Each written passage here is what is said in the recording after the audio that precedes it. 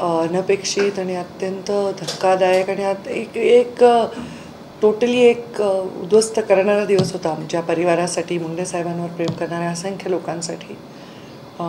आता 25 आलेला आहे आणि 12 डिसेंबर आणि 3 जून आणि दसरा हे तिन्ही मुंडे साहेबांनी त्यांना समर्पित कार्यक्रम आहेत. खरं 3 जून आणि 12 डिसेंबर ते असताना तो विषयच नव्हता.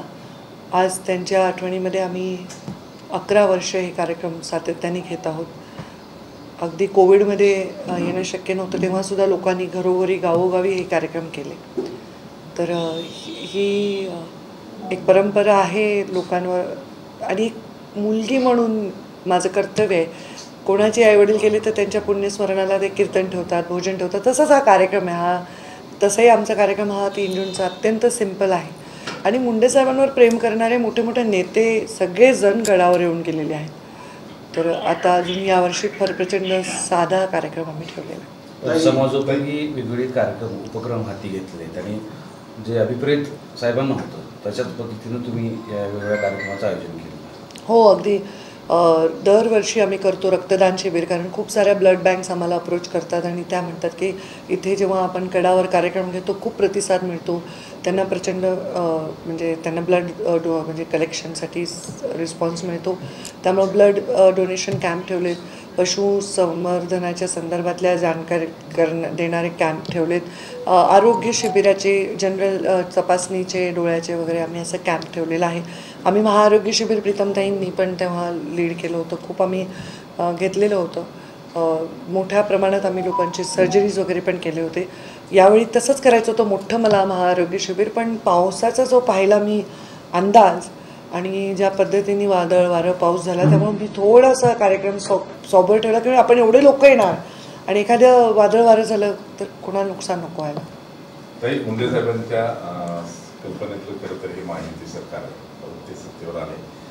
मुंडे साहेबांच्या स्वप्नातल्या काय योजना आहेत किंवा कसं असावं सरकार, असं तुम्ही कसं बघताय या सध्याच्या सगळ्या सरकारच्या कामकाजात? मुंडे साहेबांच्या संकल्पनेतलं सरकार 14मध्ये आलंच होतं आणि त्यांच्या संकल्पनेवरच आम्ही सगळे, त्यांची एकट्याच्या म्हणायचं नाही, ज्या विचारात मुंडे साहेब वाढले, ज्या मुशीतून ते घडले त्या विचारांच्याच संकल्पनेतून आम्ही सगळे काम करतो आहोत. तर मुंडे साहेब असतानाही आम्ही तेच करायचो आणि मुंडे साहेब नाहीत तर त्या विचारातही तेच करतोय.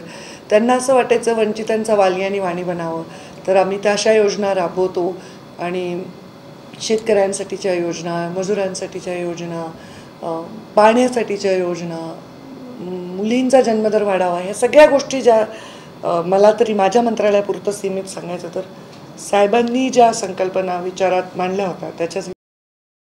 ताई, 30 वर्षानंतर ज्या ठिकाणी मुंडे साहेब राहत होते रामटेक बंगल्यावर, त्याच बंगल्यात आता तुम्ही राहायला गेलात आणि त्यानिमित्त तुम्ही आठवणींना देखील उजाळा दिला. आज त्यांचा स्मृतिदिन आहे. काय नेमक्या त्या बंगल्याविषयी आणि तिथल्या वास्तव्याविषयी तुम्हाला आठवतं? खरं तर रामटेक बंगला मी घेतला तेव्हा असंख्य लोकांनी मला हे सांगितलं की का घेतला, कारण अनेक अफवा असतात की हा बंगला असा आहे तसा आहे. पण मी घेतला, मला तर 14मध्येच मी मागितला होता, पण साहजिक आहे तो सिनियर बंगला आहे. आणि यावेळी जेव्हा मला मिळाला तेव्हा मला असं वाटलं की एक फार मोठं पारितोषिक मला मिळालेलं आहे, कारण हे इतिहास घडवण्याची संधी प्रत्येकाला मिळत नाही. मुंडे साहेबांच्या नंतर तो बंगला मला मिळणं असं एखादं उदाहरण असेल या देशाचा विचार केला तर तो बंगला माझ्यासाठी एक वैभवाचं प्रतीक नाही, एका विचाराचं प्रतीक आहे, एका वारशाचं प्रतीक आहे, एक जबाबदारीचं प्रतीक आहे. गोपीनाथ गडावरती आज जे पोस्टर लावले गेले तिथं फोटो देखील आहेत. साहेबांचा जीवनपट उलगडला आहे, ज्यामध्ये भाजप अक्षरशः सायकलवरती जाऊन प्रचार साहेबांनी केला होता. आज एवढ्या मोठ्या प्रमाणात भाजप होता. खरं सांगायचं तर ते मुंडे साहेबांचा मी लोकनेता म्हणून एक पुस्तक तयार केलं होतं आणि त्यांच्या 61व्या वाढदिवसाला त्यांना मी भेट दिली होती. अडवाणीजी ते कार्यक्रमाला आले होते, गडकरीजी कार्यक्रमाला आले होते, विलासराव देशमुख आले होते, तो कार्यक्रम भुजबळ साहेब आले होते, हर्षवर्धन पाटील, जयंत पाटील, फार मोठा कार्यक्रम होता तो. आणि ते पुस्तकात म्हणजे जे मी फोटोंचं संकलन केलं होतं ते फोटो फारच लोकांनी ते घेतले आपापल्या परीने. हे सरप्राईज होतं माझ्यासाठी सुद्धा ज्यांना मी माझ्या सहकाऱ्यांना कार्यक्रमाच्या रूपरेषा देते, काम देते, त्यांनी माझ्यासाठी एक खूप गोड सरप्राईज केलं. आमचे लहानपणीपासूनचे फोटो, मुंडे साहेबांच्या सहकाऱ्यांचे फोटो, सगळ्यांचे फोटो त्याच्यामध्ये आहे आणि खरंच एक प्रदर्शनीच आहे. त्याच्यावर मला संकल्पना तयार झाली की आता 12 डिसेंबरला मुंडे साहेबांच्या फोटोची प्रदर्शनी आम्ही भरवत असतो. पुण्याला भरवली, संभाजीनगरला भरवली, तर आता सातत्याने भरवू. कारण मुंडे साहेब हे फार फोटोग्राफ्ड नेता होते आणि ते दिसायचे पण खूप रुबाबदार. तर त्यांचे खूप सुंदर फोटो आहेत. खरं त्याची प्रदर्शनी भरवली पाहिजे. तर 11 वर्षानंतर तुम्ही आणि आमदार धनंजय मुंडे एकत्र येतात या कार्यक्रमाच्या निमित्तानं कसं बघता तुम्ही? आणि आता हे बघा, हा कार्यक्रम कीर्तनाचा आहे आणि कीर्तन मुंडे साहेबांचं याला मी सर्वांनाच निमंत्रित केलेलं आहे. म्हणजे राष्ट्रवादी आता आमचा मित्र पक्ष आहे, तर त्यांच्याही सगळ्या नेत्यांना मी निमंत्रित केलेलं आहे. काही येतील, काही ऑलरेडी कामानिमित्त बाहेर गेलेले आहेत. आज लग्नाची मोठी तीथ आहे, तर धनंजय तर माझा भाऊच आहे, तर तो नक्कीच या कीर्तनाला उपस्थित. गेल्या 5 वर्षाचा संघर्षाचा कालावधी संपला आणि यावर्षी परत तुम्ही मंत्रिपदावर संघर्षाच्या कालावधीमध्ये आणि आता मुंडे साहेबांची कधी कधी आठवण झाली?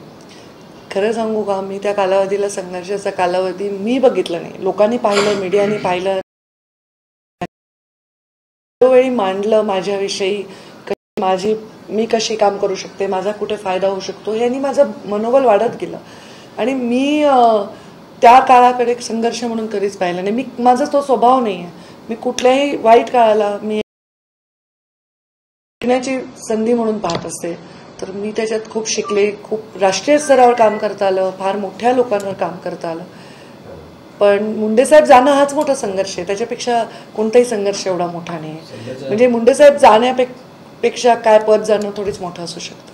सध्याच्या पॉलिटिकल फ्रेमिंग कोलाजमध्ये जर साहेब असते यावेळेस काय चित्र असतं? कारण तुम्ही सत्तेत आहात आणि सत्तेत सगळेच लोक समाधानी असतात असं काही नाही. सध्याचं एकूण तुम्ही पॉलिटिकल, मला काय म्हणायचं, सत्तेत किंवा जीवनात किंवा आपल्या आयुष्याच्या प्रवासात जी भूमिका आपल्याला दिली त्याचे समाधान मानणं ना मानणं हे केवळ आणि केवळ आपल्या हातात आहे. आणि माझा तो स्वभाव आहे. मुंडेसाहेब थोडे म्हणजे हे होते माझ्यापेक्षा, किंवा माझं झालं असेल, मुंडेसाहेब असताना वेगळा स्वभाव होता, बाप होता, लाड करायचा, हट्ट करू शकत होते. आता मी कोणाकडे हट्ट करणार, मीच घरात मोठी आहे, मी कोणाकडे हट्ट करणार. पण मुंडे साहेबांच्या आज ते असते तर निश्चित ते मोठ्या राष्ट्रीय पटलावर असते, जसे त्यांचे राजनाथजी आहेत, गडकरी साहेब आहेत, अशा ठिकाणी ते नक्कीच मला दिसले असते. बापाचा पक्षही आहे हट्टासाठी. बाप नसला पण ज्या बापाने पक्षाला वाढवलं, तुम्ही पक्ष आहे तिथं पण हट्टाचा एक विषय असतो. पक्ष पण तशी आवश्यकता भासतच नाही ना मला. हेच सांगते की मुळामध्ये आज साहेब असते तर ते तिथे असतेच आणि देशामध्ये फार मोठ्या भूमिकेत ते काम करत असते. महायुतीची वज्रमूठ करण्यासाठी साहेबांनी खूप निर्माणच, म्हणजे महायुती हा संकल्पच मुंडे साहेबांनी इथे महाराष्ट्रात जन्माला घातला. मात्र तीच वज्रमूठ आता कायम टिकवण्याच्या अनुषंगाने तुमची देखील भूमिका महत्त्वाची. हे पहा, माझी भूमिका आणि मुंडे साहेबांच्या वेळेची भूमिका याच्यात थोडा फरक आहे. आता पक्ष हा फार विस्तृत मोठा झाला आहे, जगामध्ये सगळ्यात मोठा पक्ष झालेला आहे आणि पक्षामध्ये 3 वेळा आमचं सरकार आलं आहे, प्रधानमंत्री आमच्या पक्षाचे झाले. आमचा पक्ष राज्यामध्ये सतत 3 टर्म सत्तेत राहिलेला आहे, म्हणजे मधला काही काळ वगळता. तर मग आता सत्ताधारी पक्ष असताना आणि एवढा अनुभव असताना जी जबाबदारी पक्ष ठरवून देत असतो ती जबाबदारी निभवायची असते. आणि मी जनरली माझ्या आत्तापर्यंतच्या प्रवासात जे मला काम दिलं मी तेच काम करते, चांगलं करते. नाही काम दिलं तिथे मी हस्तक्षेप करत नाही. मला जर पक्षाने जी भूमिका दिली ते मी काही. एक वेगळा प्रश्न आहे, छोटासा आहे की धनंजय मुंडे यांच्यावर जे आरोप केलेले आहेत, तुम्हाला कोण पाठवतं का हे प्रश्न? नाही, ऑफिस नाही असं मला कोणीच पाठवत नाही, एवढं अजून हे झालं नाही. धनंजय मुंडे यांनी यांच्यावर जे आरोप केले अंजली देवाने, आता अंजली देवाने याचीच चौकशी करणार असं ईडीचं पत्र गेलेलं आहे. अच्छा, आता मी दोन्ही उत्तर एकदाच येते म्हणले. शेवटचा प्रश्न. ताई, गोपीनाथ मुंडेंनी आपल्या आयुष्यात राजकीय कारकिर्दीत ऊसतोड मुद्रांसाठी खूप मोठा संघर्ष केला. त्यांना त्यांच्या हातातला कोयता जो आहे तो हटावा म्हणून काम केलं. आता त्यांच्या नावानं ऊसतोड महामंडळ देखील स्थापन झालं, परंतु त्याचं प्रभावीपणे काम होत नाही, त्याची अंमलबजावणी प्रभावीपणे होताना दिसत नाही. तुम्ही सरकारमध्ये आहात, यासाठी काही? नाही, मी पण त्याबद्दल समाधानीच आहे. मी सन्माननीय मुख्यमंत्र्यांशी चर्चा केली आहे, त्यांनी सकारात्मक पावलं उचलण्याची शाश्वती दिली आहे. मी परत चर्चा करणार आहे. सर्व कष्टकऱ्यांसाठी मुंडे साहेब एक प्रतीक होते आणि त्यांचं जीवन कसं असतं, त्यांचं काम हिरावून घेणं हे त्यांचं जीवन बदललं नाही, त्यांच्या कामाला न्याय देणं. आता मी जे करू शकले ते केलं. प्रत्येक वेळी मी ऊसतोड कामगारांच्या कोयत्याला मानधनात भाव वाढ करून दिली. आता 34% सगळ्यात हायेस्ट मानधनात वाढ करून दिली आहे. तर मी नेहमी मुकादमांच्या संघटनांवर काम केलेलं आहे, पण त्यांच्या मुलांच्यासाठी त्यांच्यासाठी कशा जास्तीत जास्त सोयीसुविधा यावा ह्यासाठी महामंडळ घोषित केलेलं आहे आणि ते करायला पाहिजे. त्याला जास्त प्रभावीपणे लक्ष द्यायला पाहिजे असं वाटतं. तुम्ही आत्ता मला जे सांगितलं त्याची मला कुठलीही कल्पना नाही, कारण मी स्वतःच कार्यक्रमात पुण्यतिथीच्या ह्याच्यात आहे. तर असं काही असेल तर त्यामागे काही कारण असेल तर काय मला कल्पना नाही. तरी आज नीलम गोरेंनी महिला आयोगाच्या आदिमादी सदस्यांची बैठक बोलवलेली आहे आणि त्यामध्ये वंचितच्या ज्या मागच्या अध्यक्ष होते सदस्य होते त्यांना बोलवलं, मात्र विदर्भातल्या काही यांना बोलवलेलं नाही. काही चाललंय का, वाद चाललंय का नाही तर मला काय माहिती काय चाललंय.